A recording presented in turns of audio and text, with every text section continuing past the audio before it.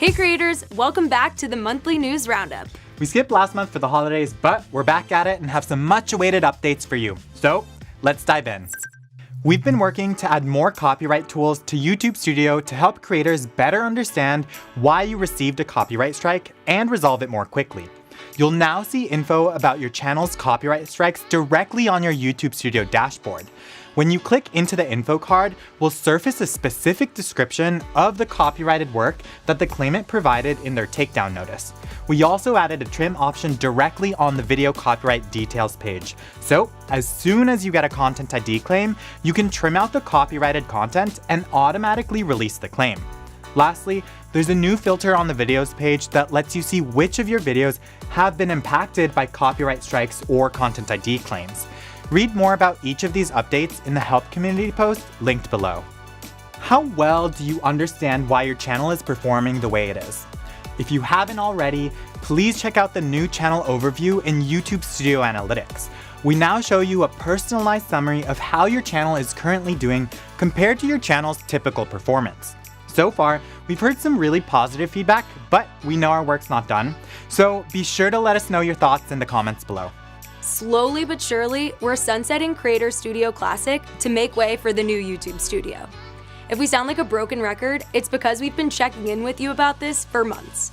In January, we removed the Back to Classic button for 1% of creators. We got really useful feedback after we announced this first wave. For example, many of you wanted dark mode for Studio, so the Studio team added it to their product roadmap. They also recently added lots of other improvements based on your feature request. Please keep the feedback coming. To see the list of features added, check out the forum post below.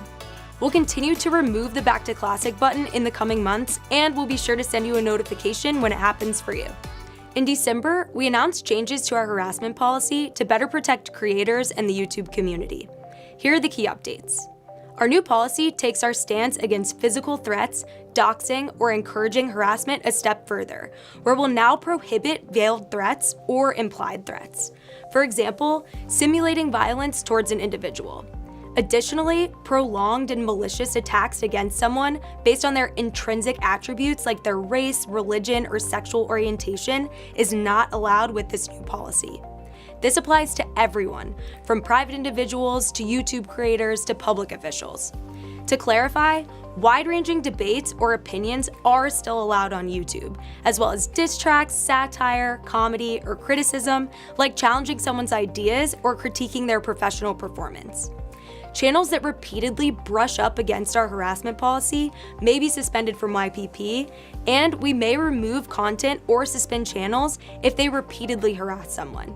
These are just some highlights. Check out the Help Center article linked below to get the full picture. We introduced new topics in the subscriptions feed on iOS to make it easier for subscribers to catch up on content from their favorite creators. Viewers just need to tap one of the topics to find videos related to that topic, and they'll show in reverse chronological order. Today shows you videos that were published within the past 24 hours, Continue Watching shows videos that you started watching but haven't finished yet, and Unwatched shows you videos you haven't watched yet. During our testing, we saw that these topics encourage more subscribers to come to their subs feed daily to look for new updates.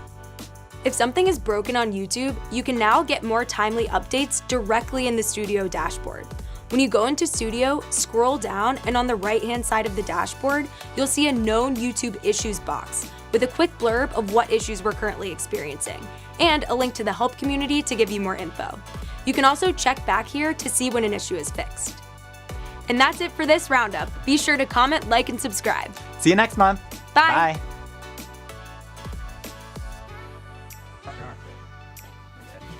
So let's dive in.